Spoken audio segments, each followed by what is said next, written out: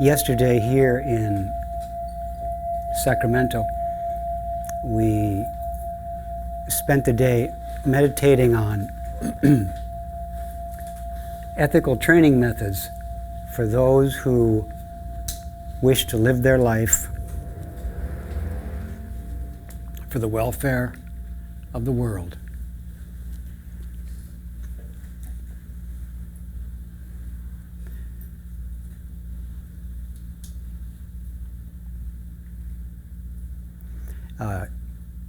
A training method for those who aspire to realize authentic awakening, authentic understanding of reality, in order to be able to effectively benefit and teach all living beings the Buddha way.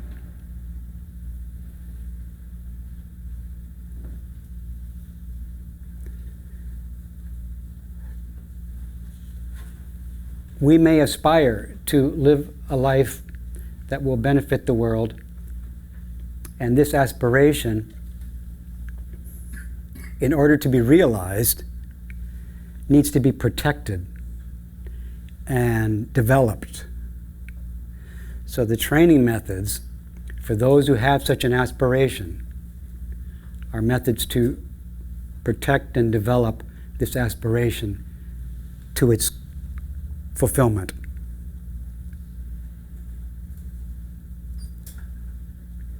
The basic training methods are all the methods of compassion and wisdom that the Buddha has taught, that the Buddhas have taught.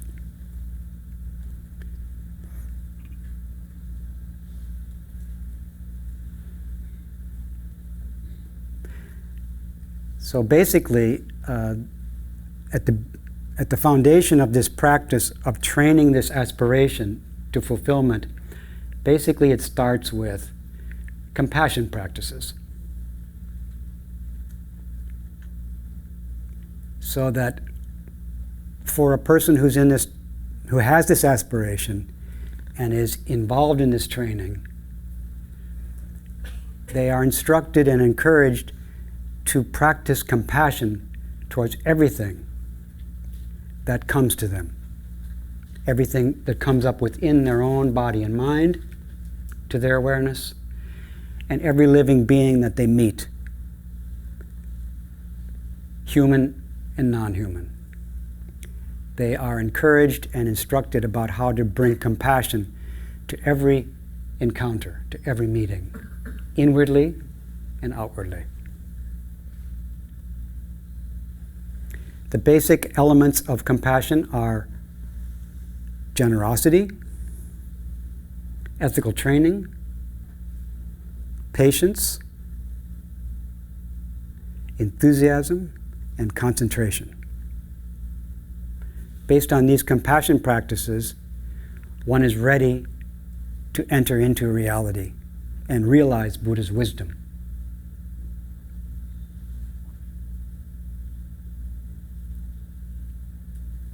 So I'm here tonight to discuss these practices if you wish. And I wanted to mention that during the meditation retreat yesterday, someone questioned whether it's appropriate to practice compassion towards everything. And in particular, he was wondering, is it really appropriate to practice compassion towards evil? And also towards extreme evil? And he gave some famous examples of extreme evil. To me, it seems to me that the extreme evils of human beings, anyway, are the actions of people who are extremely mentally unhealthy or insane. But people can be insane and still be extremely powerful. So the combination can lead to great evil. So he was wondering, should we actually practice compassion in cases like that? He was, I think, thinking of external examples external to himself. But it would also be, how about extreme evil in our own heart? Should we practice compassion towards that? He was questioning that. I'm proposing that the Buddha, the founder of this tradition, demonstrated that the answer to that question is definitely yes. And then this morning, a friend of mine asked me at breakfast, he said, do we have anything else in our toolkit to deal with evil besides compassion? And I said, yes, we do. Wisdom. So I'm not saying that the only thing you apply to evil, if it should appear, is compassion. I'm just saying the Buddha teaches that we do apply compassion to wisdom, but the Buddha also applies wisdom to evil. We need both compassion and wisdom to deal with evil in the most beneficial way. However, most of us cannot start with wisdom. Most of us are not fully developed in wisdom. For most of us, there's something, at least something we don't understand correctly.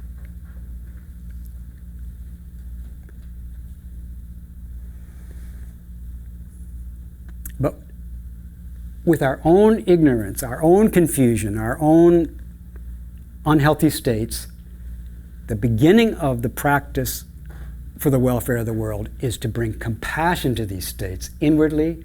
And if we meet others who are disturbed, frightened, violent, etc., the beginning is not wisdom unless we already have it. And if we have the wisdom, then it means we have the compassion. But you don't usually start giving people who are really upset wisdom teachings. The Buddha did not give extremely disturbed people wisdom teachings. He gave them compassion teachings, and compassion teachings, and then compassion teachings. And by giving them enough compassion teachings, they eventually became ready for wisdom teachings.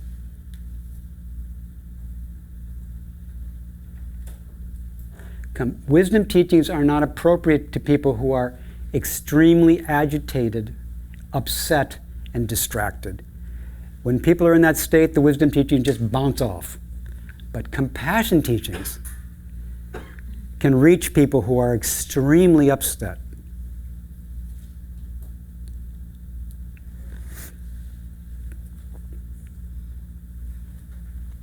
For example, once upon a time, this is one of the amazing stories of the Buddhist tradition, but it's in the scriptures.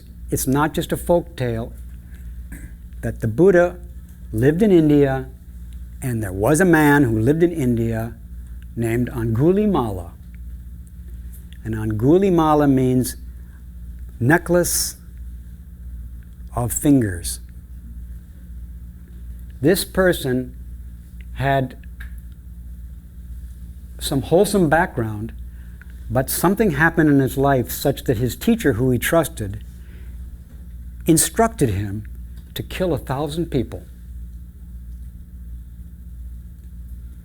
And with his open heart to his teacher, who he trusted, when his teacher told him that, he kind of went insane and followed his teacher's instruction. And he was killing many people.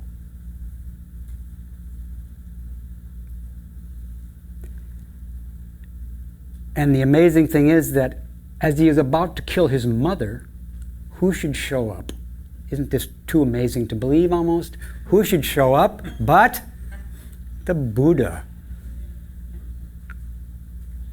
And what did the Buddha want to do when he saw this crazy murderer about to kill his mother, what did he do? He brought compassion.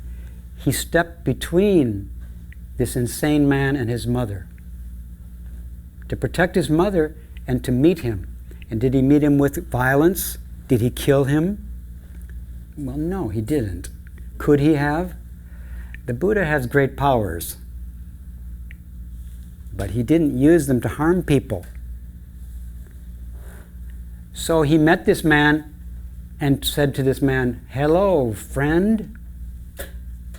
And this man did not think that the Buddha was his friend. But he kept saying, "Hello, friend." And this man says, "You're not my friend. Matter of fact, you're getting in my way. I'm going to kill you." Buddha said, "No, just a second. I want you to understand something. I am your friend. I feel great friendliness towards you. I want to help you and help you be happy." And they talked like that for quite a while. The Buddha, our founder of this tradition, is just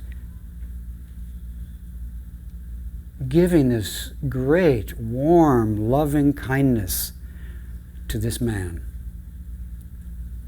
who cannot believe that this was happening. Still, the Buddha was giving it, and it was having an effect. Gradually opening his heart. In the end, the man just still was in crazy, but the Buddha had set him up with this compassion practice. And as the man was about to go ahead with his earlier plan to kill the Buddha decided to take a walk. And the Buddha did walk. And this powerful murderer ran after him to get him and kill him. But although he ran and the Buddha was walking, maybe really big steps, I don't know. But anyway, the Buddha was strolling across the earth with great compassion and wisdom. This man was running at high speed, but he wasn't getting any closer to the Buddha. So he finally yelled out, "Hey, monk, what's going on? Why can't I catch you?" And the Buddha said, "Because I've stopped. I've stopped greed, hate, and delusion. So you can't catch me. And you can't hurt me." And this is a wisdom teaching the Buddha gave him, and he woke up.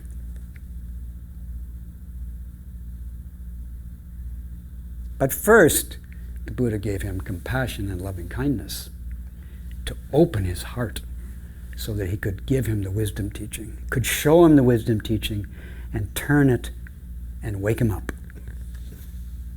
And this person became a wonderful disciple of Buddha, and actually people were hunting him down. The king came with a big army and wanted to kill him. And when he got to where he was, and he was with the Buddha now, the Buddha went up to the king and said, "This man has changed. Please don't kill him. He's not this, the person who did the murders is gone. This is a new person." And the Buddha showed the king that this man was no longer a murderer. And the king called off his men and accepted the Buddha's demonstration. The Buddha's compassion also was extended to the king, and the Buddha's wisdom was given to the king. So the king also did not do the evil of killing this good man. However, this monk, he became a monk. He went to town one day, and some of the people who knew who he was before beat him up. And somebody, a nice lady, came and protected him. And he continued the rest of his life as an excellent, non-violent person.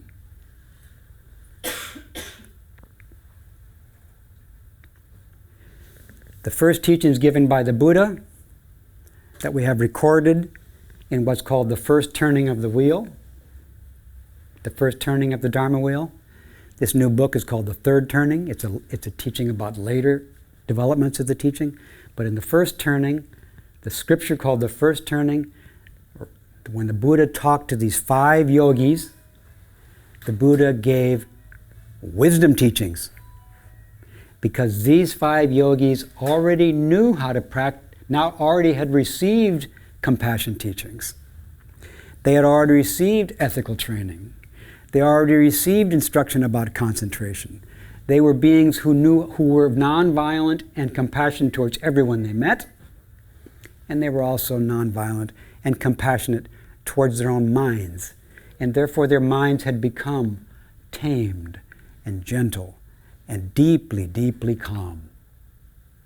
So when the Buddha met them, he actually knew them from prior to his awakening, so he knew that these people were people he could immediately show. They were already open to wisdom. They were already ready. So in the first teaching of the Buddha, you had the Buddha giving wisdom teachings to people who are ready. And after just a few minutes of talking, which is the first scripture, one of them was enlightened. Not completely, but had his initial entry into reality. And within a few weeks, all 5 were awakened and became completely enlightened. But they were prepared. And most of us have a lot of work to do on ourselves, a lot of kindness to give to our state, so that our state becomes open and vulnerable to reality, so we can hear the Dharma. And the same with others. If we practice kindness towards them, they will open to the truth.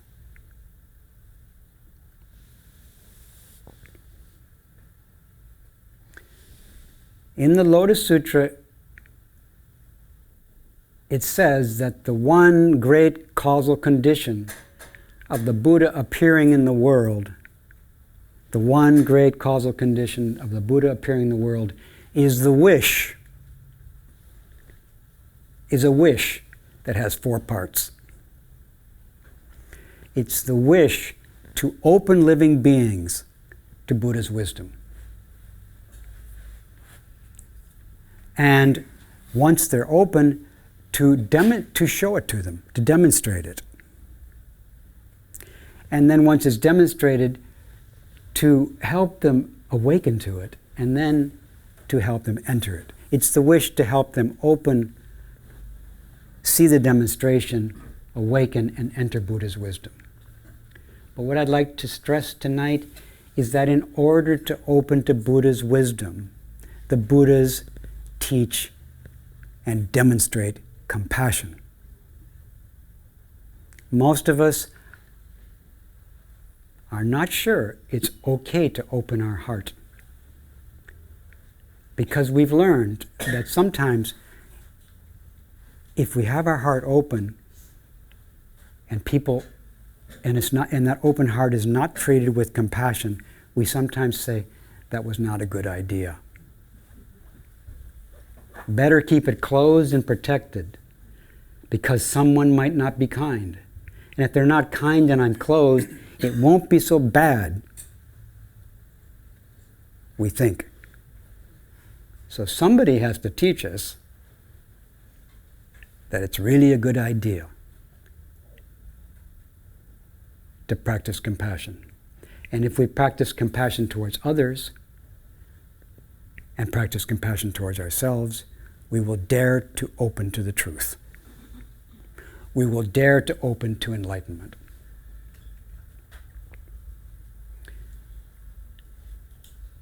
Many of us have heard the idea of wishing to live for the welfare of all living beings.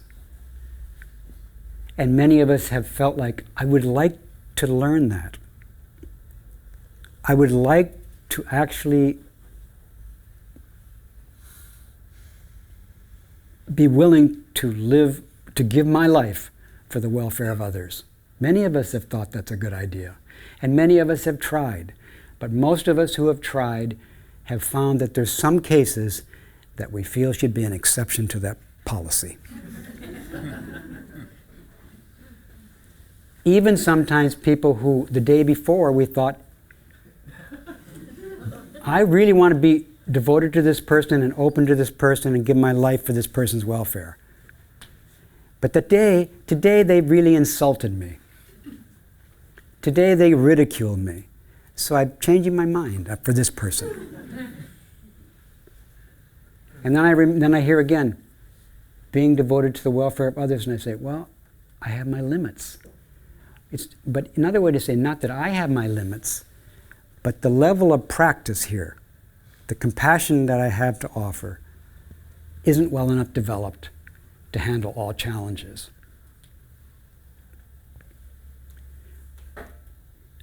And being aware of that is part of compassion. To be aware of the limits of our compassion is part of compassion. Being honest that I wish to be compassionate to all beings, but honestly, I don't feel it for everybody. Part of compassion is ethics. Part of ethics is to tell the truth about how you feel and what you're thinking. Part of ethics is to be honest about saying, this is too painful for me to be patient with. I would like to learn to be patient with great difficulty. This is too much for me. And I understand that if the patience practice here is not sufficient to handle certain difficulties, if I feel like there's too much, it's appropriate for me, if possible, to take on a lesser difficulty. And if I can't be patient with that, to have a lesser difficulty until I find something that I can be patient with. By being patient with a small pain, one can learn to be patient with a bigger pain. By learning to be patient with a small irritation and a small insult, you can learn to be patient with a medium-sized insult. And in this way, it is possible, according to the tradition, to be able to stand great difficulty, great insult, great harassment. But we need to work up to it. And when the Buddha sees us not too good at patience, when the Buddha sees us having trouble being patient with even a small irritation, what does the Buddha do in response to seeing our very underdeveloped practice of patience? Is the Buddha impatient with us? No. Does the Buddha feel pain when the Buddha sees us not being able to be compassionate? Yes. Does the Buddha feel pain when the Buddha sees us unable to be patient? Yes. Why does the Buddha feel pain when the Buddha sees our limited compassion? Because the Buddha feels compassion for us and sees our pain. Our pain in what? Our pain in underdeveloped compassion. But the Buddha is generous and gracious to us no matter how lowly our level of compassion is.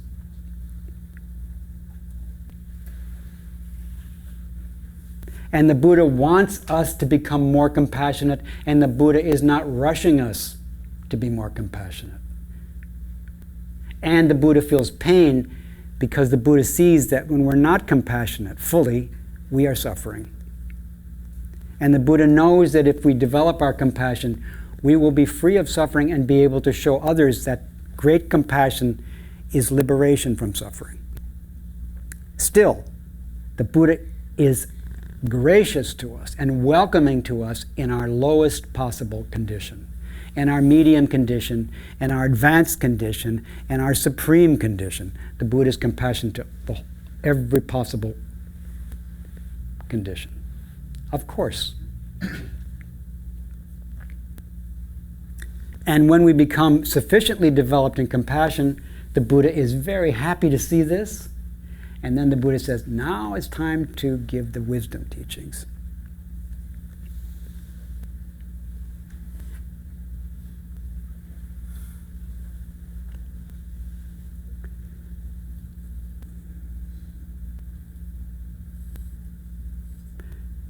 And the cases that were questioned, cases of extreme evil are cases of extreme extremely underdeveloped compassion.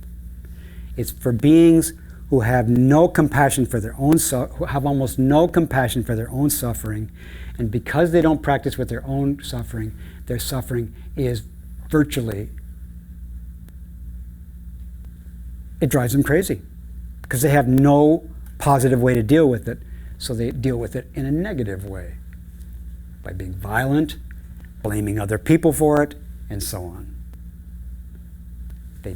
Nobody has taught them how to practice compassion towards their suffering, so they don't. And some people are subjected to great suffering, and no one has taught them how to deal with it, and under those circumstances, well, the worst things can happen. Still, the Buddha's heart cares for that person as much as the advanced and successful practitioner.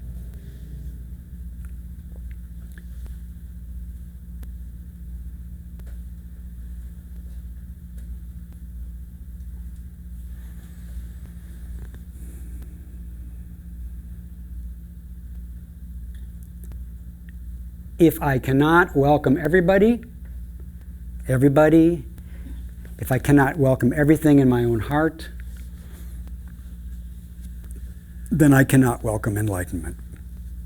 If my heart is closed a lot, then my heart is closed to enlightenment. Enlightenment is something that can enter our heart, but it can't enter our heart if our heart is closed. If our heart is completely closed, then enlightenment can't enter at all. If it's closed a little bit, enlightenment can enter a little bit. But to actually let it in, you have to open to everybody and everything. And this takes a long and loving practice of compassion and wisdom to open our body and mind to everybody and to everything in ourselves. And some things in ourselves we don't even know are there. So it takes quite a while, a lot of practice even to get the things in ourselves that we haven't opened to come out and say hello. And that's why we need Sangha, because the Sangha helps us find the things in ourselves, find problems in ourselves that we didn't even know we were hiding from. And then they come out, and then we see, oh, this is what I've been hiding from, and I'm still not ready to accept. But at least now it's out in front. And similarly, you may, if you live with a small Sangha, you may be able to be compassionate with your whole Sangha. So then that's great. And then it's time to expand the Sangha.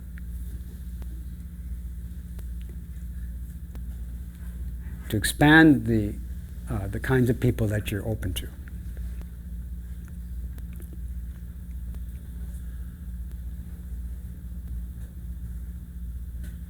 Once again, I'm saying that the Lotus Sutra teaches that the Buddhas appear in the world to open beings to Buddha's wisdom, and that the way to open beings to Buddha's wisdom, the Buddha practices compassion. In other traditions too, like some traditions have soup kitchens. People come in and they get some nice food, and then after they have the food, they offer them teachings. And after the food's been eaten, people say, okay, I'll listen to a sermon. And in Islam, they have a practice of welcoming guests. So their practice is to welcome people and to give them gifts, especially strangers, and to show them this and to get them ready to receive the teachings of Islam by compassion. Probably all the major traditions, maybe not, but maybe they all start with compassion. Giving, ethical training, patience, diligence, concentration, and then wisdom.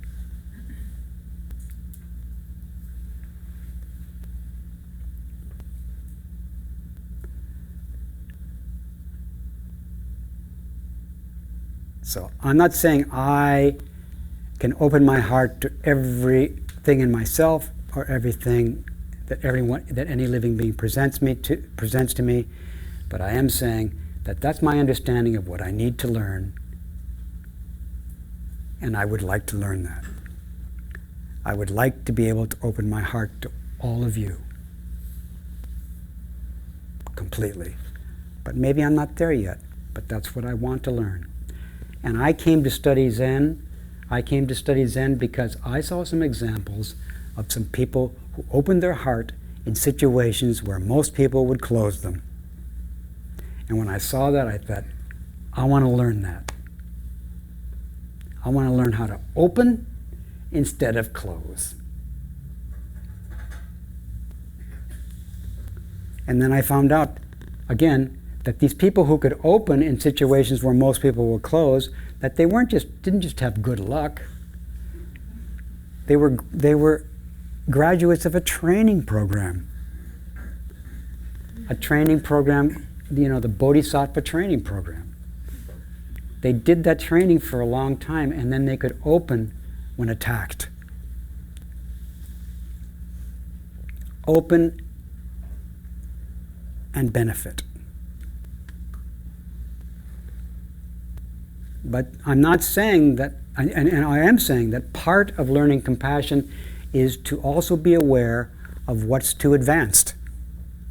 To be able to sense, this job is too big for me. I need to either find someone else to open to this person. I need to find somebody who can open to this person, because I can't.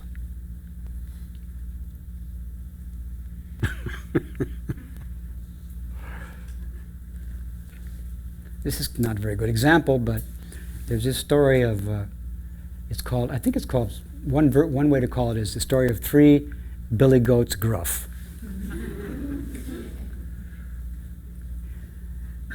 I'm going to change the end of that story. So the story is that these 3 billy goats, I guess billy goats are boy goats, right? Are the females called nanny goats? Huh? So the billy goats are into, headbutting, right? So these 3 billy goats lived on a meadow, and I guess the meadow was running out of green grass, and they looked over across a river gorge, and they saw that there was a lot of grass in the other one, and there happened to be a bridge between the two. So they decided to go over to the other pasture. And underneath the bridge there lived a evil being, called a troll, I believe. An evil being, a crazy being, somebody who had not received much compassion and wanted to be mean to people, thinking that that would fix everything. So I don't know if the oldest billy goat had the idea or what, but anyway, it turns out that the littlest billy goat went over the bridge first, and he's going, how does it go? Pit, pit, pit, pit, pit, or tap, tap, tap, tap, tap, over the bridge, and as he gets in the middle of the bridge, the troll says, "Who's that walking on my bridge?" And the little billy goat says, It's me, little billy goat." And the troll says, "Well, I'm going to eat you up." And the little billy goat says, well, actually, that's not too good idea because I'm so little. It's hardly worth your trouble. I got a brother who's coming who's like twice as big as me. I think really it'd be better for you to try him. He's much better. So the troll says, "Okay." The little billy goat was being compassionate to the troll. He wanted him to have a bigger meal. So then the medium-sized billy goat comes, boom, boom, boom, boom, boom. And the troll says, "Who's that walking on my bridge?" He says, "Well, it's me on the medium-sized billy goat."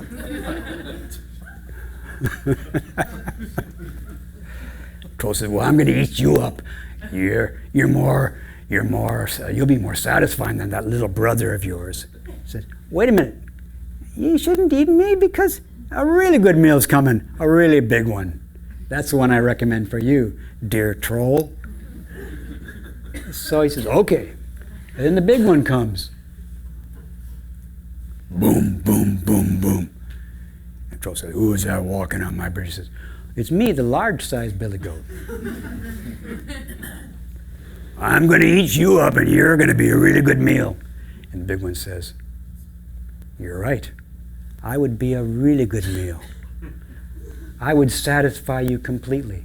And I give myself to you completely. And the troll woke up. And climbed up onto the bridge and over into the pasture and protected the billy goats forever.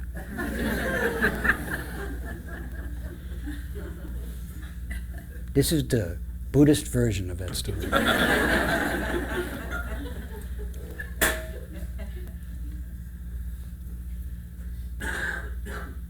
Non-violent response to violence. The Buddhists teach non-violent response to violence. One of the Buddha's main, well, I won't say the main. Once upon a time there was a woman, and I don't remember her name. It wasn't Kisa Gotami. It was another woman, and I don't remember her name. Maybe it was Kisa Gotami. But anyway, this woman had a family, I believe,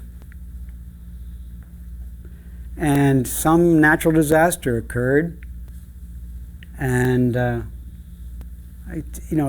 please correct me if I get this wrong and I'll change it as I'm telling it. And I think maybe her parents got killed, and she got very upset. And then I think the next thing that happened was another natural disaster happened, and her house was destroyed, and her husband was killed. And she got more disturbed and more upset. She didn't know how to meet this with compassion. No one taught her how to be gracious with such extreme impermanence. And then her children were killed. And then she went totally berserk and started wandering around in the state of insanity, and again, miraculously, just happened to run into guess who. And she goes up to the Buddha, emaciated, covered with filth and naked, kind of raving insane. She just happens to run into this wonderful, compassionate teacher. She walks up to him in her state, and the Buddha says, "Regain your presence of mind, sister." And she snaps out of it. Again, he gives her his compassion, and she dares to live again and wakes up. And she becomes one of the great disciples of Buddha. What's her name? Huh? Anyway, I'll look it up and email it to you. But she's one of the main early disciples of the Buddha. No, that was his mom. That was his stepmom, and she never did go nuts. She was like compassionate from the get-go. Well, his mother died, and then she took care of him after his mother died. So she was always in really good shape during his lifetime. Yeah, she was his mother. She was compassionate. She taught him compassion.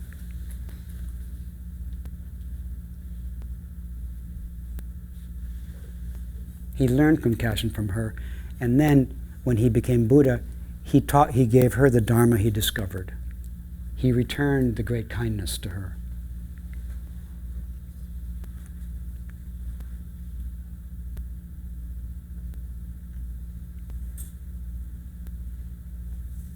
Once again, when the Buddha met these beings, these calm yogis, who he used to hang out with, and they're calm.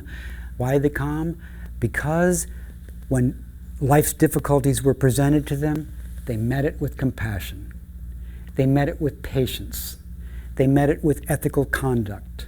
They met it with generosity. So they were able to be very calm with their life in India. And so when he met them, he gave them a teaching. And what teaching did he give them? He gave them the teaching of the middle way. He said, I found a middle way, which is peace, which is nirvana, which is bliss, which is freedom. And what is the middle way?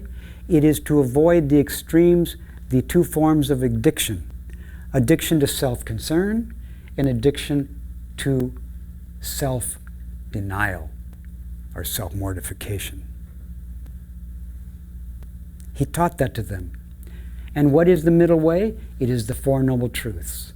It is the truth of suffering and the truth of the origin of suffering. What's the origin of suffering? It's being addicted to extremes and therefore craving. What are the extremes? Well, one extreme is the extreme of self and other. The extreme of we are separate. That's an extreme view. You exist over there, separate from me over here. That's an extreme view. Because of thinking we're separate, if we see each other as separate, then we crave each other. And then we cling to each other, and therefore we suffer. But it's possible to cure this disease, to cure this extreme addiction to separation. We are extremely or completely addicted to the illusion of separation from birth.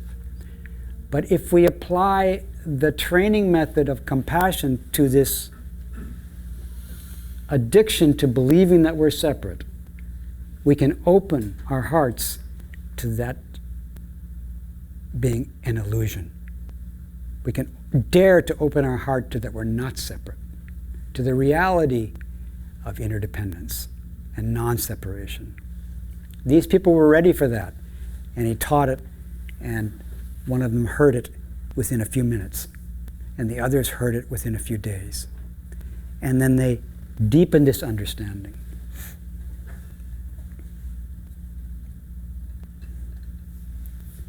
The Buddha also taught many other things to antidote people's misconception. The truth of suffering is that the truth of suffering has a cause, and the cause of the truth of suffering is misunderstanding. The Buddha taught things to address our misunderstandings. We are born naturally to look at things and think they're permanent. So the Buddha taught impermanence. We are born to see that things seem to have a self, existing on their own. So Buddha taught no self. These are wisdom teachings. We are born naturally to see things as though maybe the things out there which exist on their own and are permanent, maybe they can give us happiness. So the Buddha taught things in themselves, if you look to them for happiness, will be suffering. So he taught that. These are wisdom teachings. But he gives these wisdom teachings to people who have already received compassion. If they haven't received compassion, first he gives them compassion. First he opens them to the teaching. Then he teaches impermanence, not self, and ill.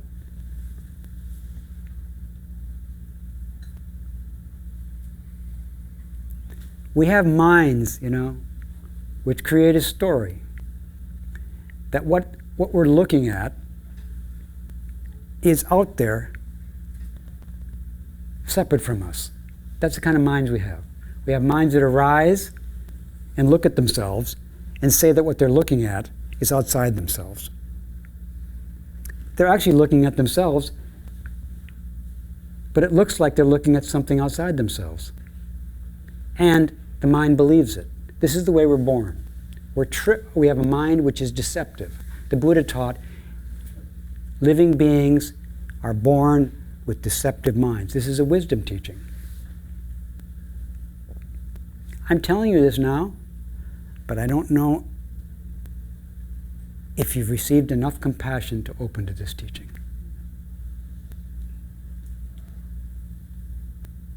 This is not an insult to living beings. It's a warning to living beings. It's a warning that we're born with minds that are deceptive. And we need, if we wish to be free, then we need to listen to this teaching over and over. We need to remember that what we're looking at is our own mind. When I meet someone, I meet someone. When someone meets me, they meet me. However, I have a story about the meeting. Whenever I meet someone, I have a story about my meeting with them. I don't just meet people. I mean, I do just meet people, but then I add on to the meeting a story of the meeting. And everybody does that. Whenever they meet someone, they don't just meet them, they add a story. I'm meeting this person. And not only that, but they think their story of the meeting is the meeting. But the other person also is just like that too.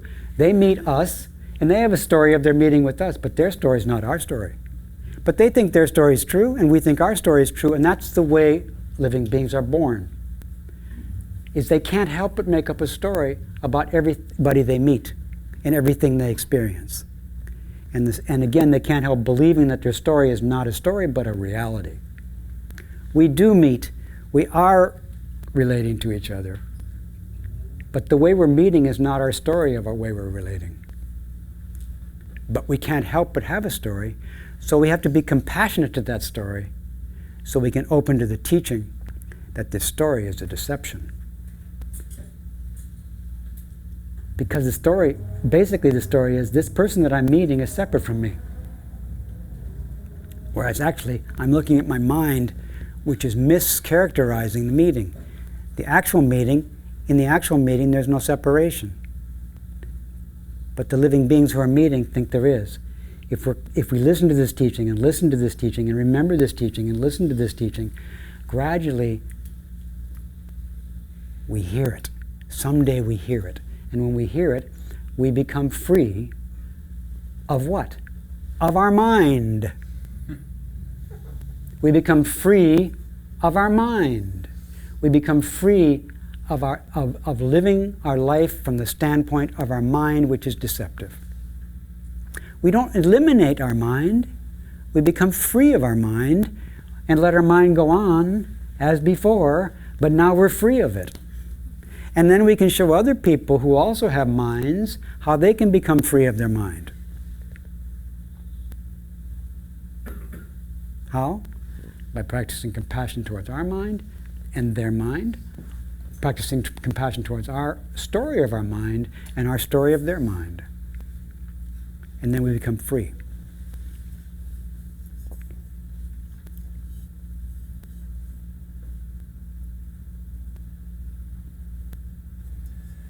We are born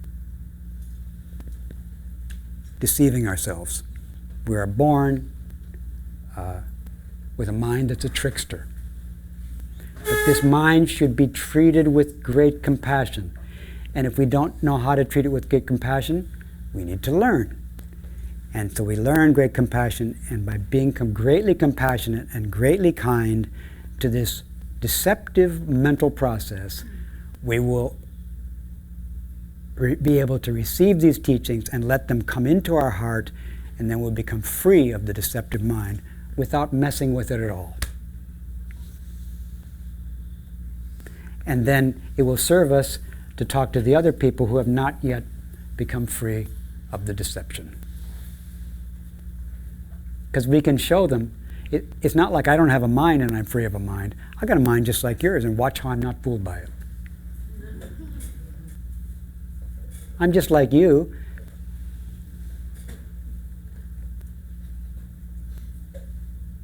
Watch how I'm not fooled by being just like you.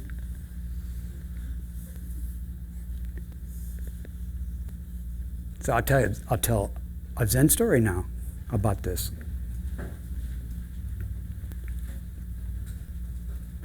Once upon a time, there was a person who, he was very smart, and he was very devoted to the Buddha's teaching.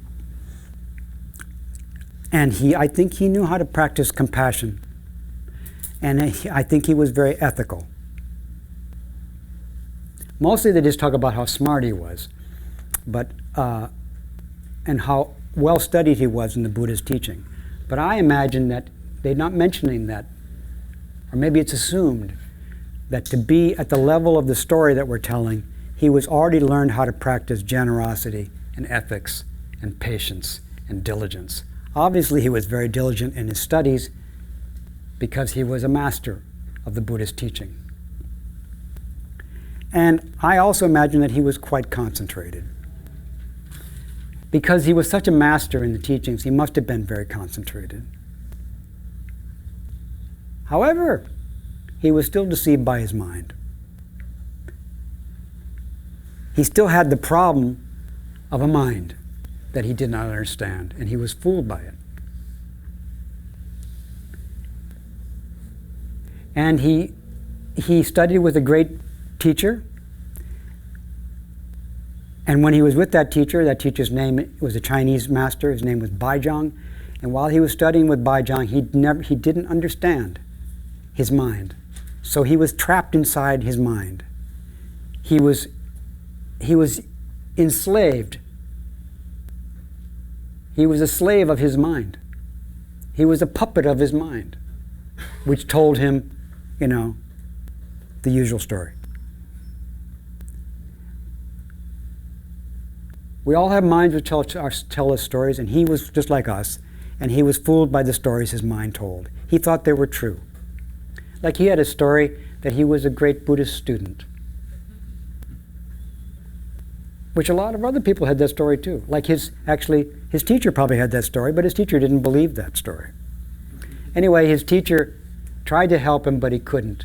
His teacher died. So then he studied with his teacher's main disciple, whose name was Guishan. And he lived with Guishan for a long time and studied with Guishan. But at a certain point, Guishan said to him, "Would you come and talk to me, please?" And he came and talked to him, and Guishan said, I don't want to hear any more I don't want you to tell me anything about what you know. I don't want you to talk to me about anything you've learned. I want you to say something from before you were born. Very good. You can tell that's an amazing instruction. Say something. Don't just go to the place before you were born. Go to that place and then say something to me so I can know you got there. And then he said, another way to put it is, say something to me from before your mind discriminated objects. Say something to me before your mind sees the world as separate. And this wonderful student, who I imagine had many Buddhist virtues of compassion, and that's why the teacher was giving him this wisdom teaching. He was ready for it, almost. Almost. The teacher said, maybe he can let this teaching in, and maybe he can go to the time before he was born and talk to me from there. And when he said that, this person, by the way, this person's name was Shang Yan. So Shang Yan heard the teaching, and his response was to mumble.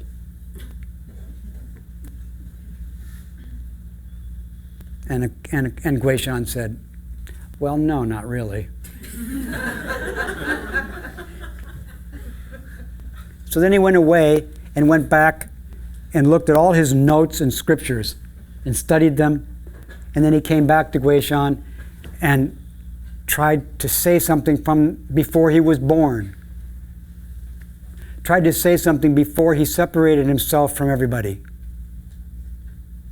And Guishan said, no,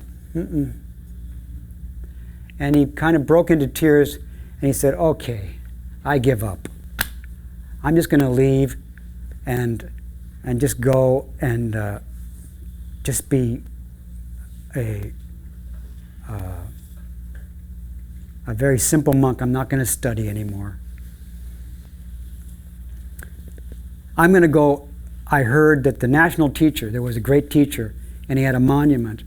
I'm going to go take care of the national teacher's monument.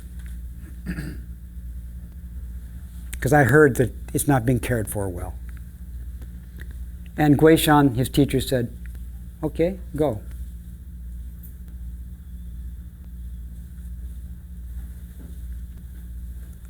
So he left his teacher, And he went to this place where there was this monument to this great teacher, and he just took care of the grounds. He just cleaned the ground around the monument to the great teacher. Cutting the grass and tidying up day after day, just living a simple life. What was he doing? He was trying to find the place before he was born. He was trying to find the time before his mind separated from the universe.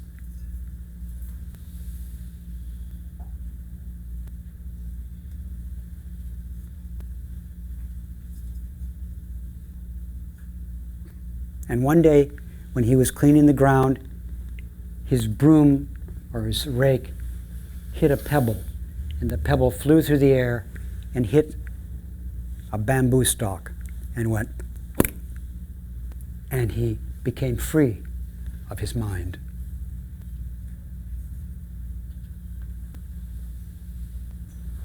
The wisdom teaching finally sunk in. He let it in. And he heard the sound. It wasn't that nothing was happening. He heard the sound, but not from the standpoint of his own mental constructions. And then he bathed and made offerings and bowed in the direction of his teacher with great joy and gratitude for this teaching. I missed one important point, is that after Guishan gave him this teaching, he said, "Would you please explain, teacher?" And Guishan said, "If I explain, it'll just be my understanding, which will be no good to you. And also later, you will revile me for explaining to you." And when he understood and bowed to the teacher, he said, "Your kindness is even greater than that of my parents, that you didn't explain to me, because if you had, I would not have been able to have this experience and be free of my mind." Our mind is reaching outside for the teacher to explain. The teacher kindly does not. I told you to go someplace before you were born. Now you're trying to get me to explain after you're born and keep you here in the realm after birth. I'm not going to do it. You have to go back home before you were born and then talk to me. So he did. And then he sent some verses to his teacher. He had somebody deliver some verses to the teacher to express what? To express speaking from the time before he was born, speaking from the time before he was deluded.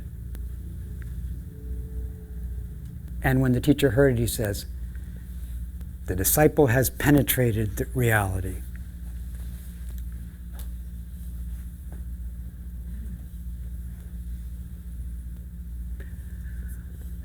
The story goes on, but it's getting late. So I want to say thank you very much and invite anybody who'd like to come up here and play with me. There's a seat here to come and give me feedback, ask me questions, insult me, praise me, and see if I can respond with compassion.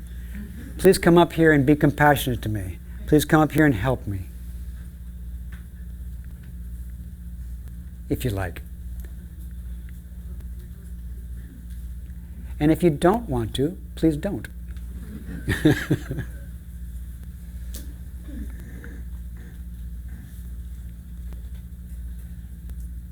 Oh, Marilyn's going to come. How lovely. Welcome, Marilyn. Thank you. You're welcome. I have a question for you. Okay. Sorry. Here he comes around this way.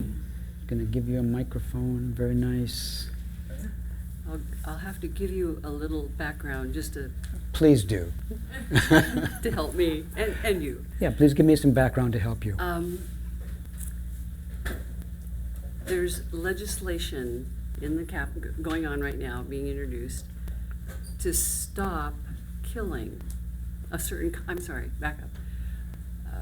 a certain type of killing with animals, so for the welfare of beings. And I'm in favor of that legislation. So we testify, we hear, we go and talk to the people who don't want it to pass because they want to continue that killing. And I actually, in hearing you tonight, I have compassion for those people who are doing the killing. I know that I think they don't see anything wrong with it. They're not thinking it's evil. But I and my allies are. Thinking it's evil. Yes, not for the benefit of, or not for the welfare of all beings. Yeah, and not conducive to enlightenment. Right. Yeah. But I'm kind of stuck because I want to, I guess I want to, I want that legislation to pass. Yes. So I want to change them to agree with me. Yes. And you wish they would change and agree with you. Right. Mm-hmm. So okay, so I have compassion for them, and they're saying, or their feeling is, I've got to be able to go out and kill in the manner that, so. This is a good example. But I kind of waste my time, and I really do feel I can have the compassion for them, but how do I have the compassion and I hate to use this word, win? I want to win. That's a little.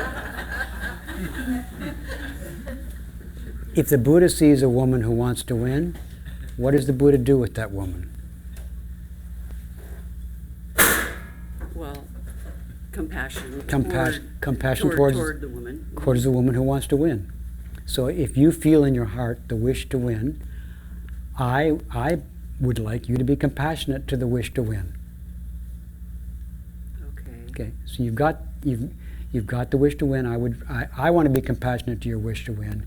I'd like you to be compassionate to your wish to win. Be generous towards it. Right. Be careful of it. Yeah. Be patient with it. Because the wish to win, unless you're completely enlightened, is stressful. Yes. Right. The wish to win is something to feel compassion for unless the person has no attachment to winning. And most people who do not have Buddha's wisdom, when they wish to win, they have some attachment to that wish, and therefore they're stressed and suffering. Mm-hmm. Buddha, however, does not hate them for being attached to their wish, and does not hate them for their wish to win, especially to wish to win when they think it'd be beneficial. But if somebody who wishes to win something that the Buddha could see was harmful, the Buddha feels compassion for that person too, especially if that person's attached to doing something that's harmful. So the thing about it is that if you wish to win, if you did wish to win, and you were kind to that, you would be ready to receive the Buddha's teaching and realize that these people who disagree with you are not separate from you. And that your story about winning and what is good is also not anything but your story. And then you can continue to wish to win, but with no attachment to your story. And also, you could be compassionate to these people who disagree with you, but not just be compassionate to them, but understand that they're you. When you understand that they're you can be as effective teaching them as the Buddha is. But if you're working for something, and if you're working for something and you disagree with someone, and you still believe that the appearance of them being separate, that belief in that separation undermines your compassion, undermines your working for the welfare of all. It does, I agree. I mean, I see that. You see it. Yeah. Yeah, and that's good. And the Buddha's happy that you see that. And then being kind to that will make you more and more ready to see that these people are actually teaching you something about yourself. And when you really see that, they'll probably agree with you. But I can't say for sure. I saw this woman one time, just recently. I was in a retreat at this place called Taft Sahara, and I was watching this woman who was doing something unusual in the form, in the ceremonies that we were doing. And the people on both sides of her, the people on one side of her were demonstrating to her. As a matter of fact, the person who was demonstrating was Jim Hare, demonstrating the usual way of doing it. But she didn't see him. So she didn't follow his example, and then everybody after her followed her example. And I watched her, and I wondered when she would notice the example of the senior person next to her. And days went by and she didn't notice it. Now I could have just gone over and told her, but I thought I found it more interesting to watch how long will it take her to learn. Because she was doing this thing, and the usual example was right next to her. She wasn't seeing it.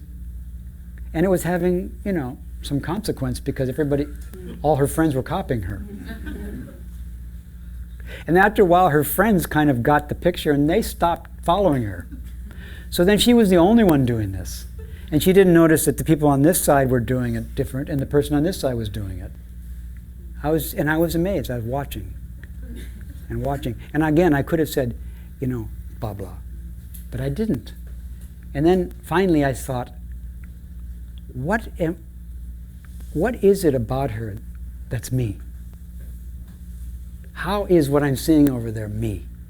I was wondering, how is this me? I thought that. And I really wondered. And as soon as I thought that, she changed and learned it. I thought it right before the time to do this thing.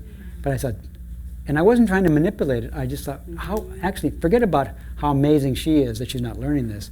How is this about me? What is it about me? And then she learned it at that moment. A second later. So if you look at these people and you do want this, and I think I agree with you. But if we see them as separate, that interferes with, I think, what you really want, the real peace you want, which is that you and they awaken together. But maybe you wake a little bit before, and then you're not attached to the thing you want. You still want it, though. You still want it. But if you want a good thing and you attach to it, you get disturbed. And then you become less effective. And then, like, if I want something, and I think something's good, and I attach to it, then it's like when I tell someone about it, it's like I have electric charge on me, and they go, and they don't even know what I said. They just feel the charge of my self-righteousness. So I have to deal with my own attachment to what I think is good. Otherwise, although I might win or I might lose, if I deal with it, the Dharma gets transmitted. And they might agree with you. It's hard to say. But even if you do win and you don't learn this thing, more trouble will come until we solve this basic problem. Thank you. Thank you. Approach it tomorrow differently. And this is a great example of where we want to do good, but we also need more than just compassion. We need the wisdom which comes from the compassion. So it would be good if you got enlightened before tomorrow morning. Thank you.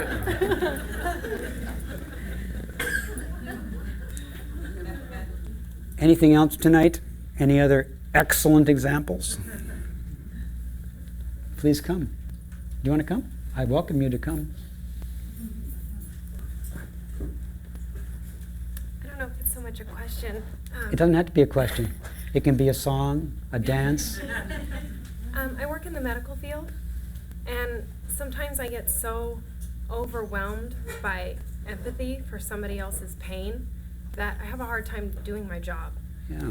And I'd like to become a nurse, and that's a question that a lot of people have is, or say to me, I could never do that. I could never work in oncology, or I could never work in hospice because it's so painful watching someone suffer. And I just would like some advice on how to deal with that as I get an education and continue my career in nursing.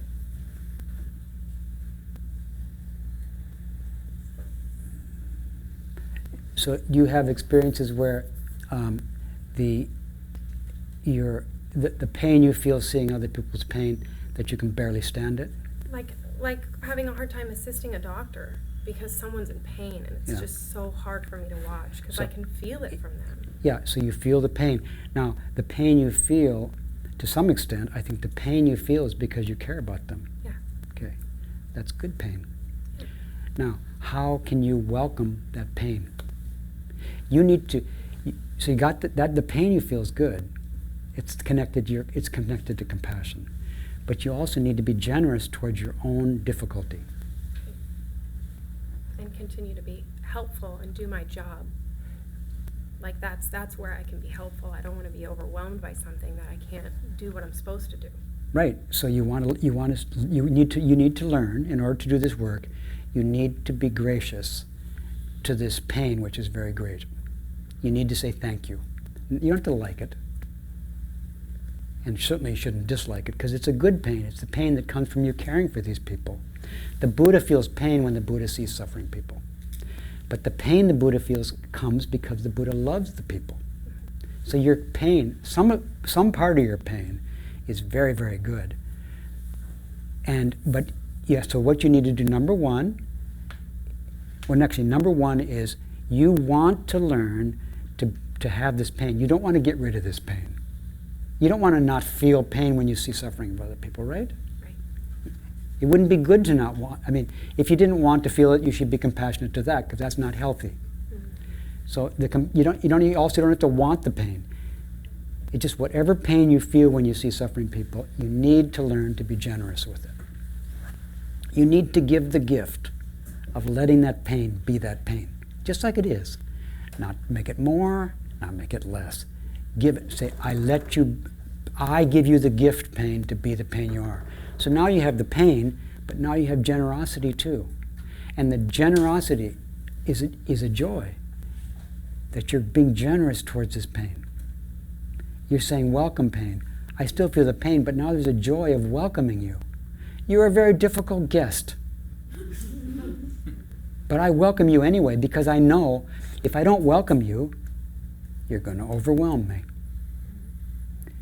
Now, after welcoming this pain and feeling the joy of welcoming some very difficult guest, which you know is actually a guest that you would not want to eliminate, because then you'd be watching people without feeling any pain for them. You don't want to do that. So this is a difficult guest that you do not want to get rid of. But you would like to not be overwhelmed so you can function. And the first step in not being overwhelmed by a difficult guest is to learn to be a great hostess. That's the first step. Next step is, once you let this difficult guest in, you got to be careful with it. You have to practice ethics. You have to be very watchful, because this guest, if you don't pay attention to it, it'll knock you down. So you need to say stuff to the guest like, "You're really difficult. I must admit, I'm having a hard time with you." You need to you need to respectfully sometimes say, "I'm afraid of you. I'm afraid you're going to overwhelm me." You need to not say anything bad about this pain, not slander it. You need to not try to get a different pain or less pain. Take something that's not given. This is the pain that's given. And then it changes and you get a different one. So don't try to get a different pain that's being given to you moment by moment. So practice ethics with this guest. And then move on to patience. And patience doesn't mean gritting your teeth, and patience does not mean wondering how long it's going to last and hoping it'll go away. Patience means being present with it, right now.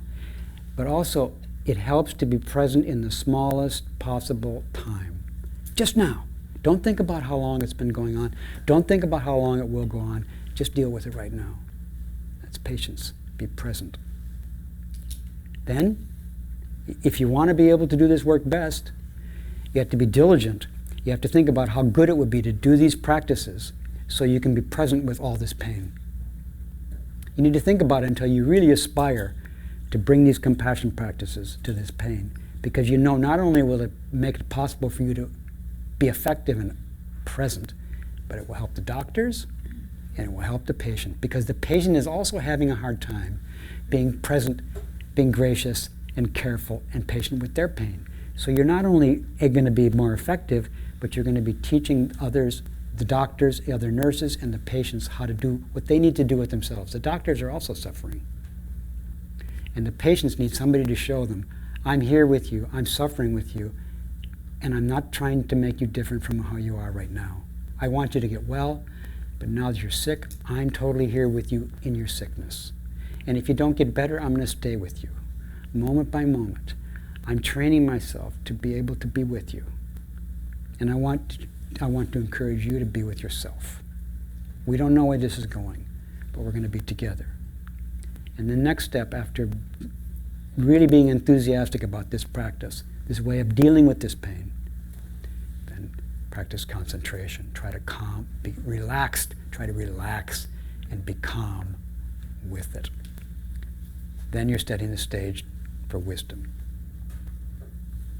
which then that would really set everybody free if you could enter the wisdom and show them how to enter the reality of the situation, which is a truth which will liberate everybody. That's what I would hope to bring. Yeah. Thank you. Another very good example. Thank you.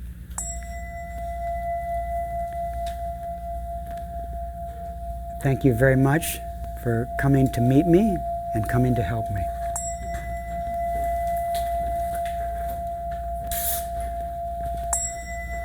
May your practice thrive here in Sacramento until we meet again.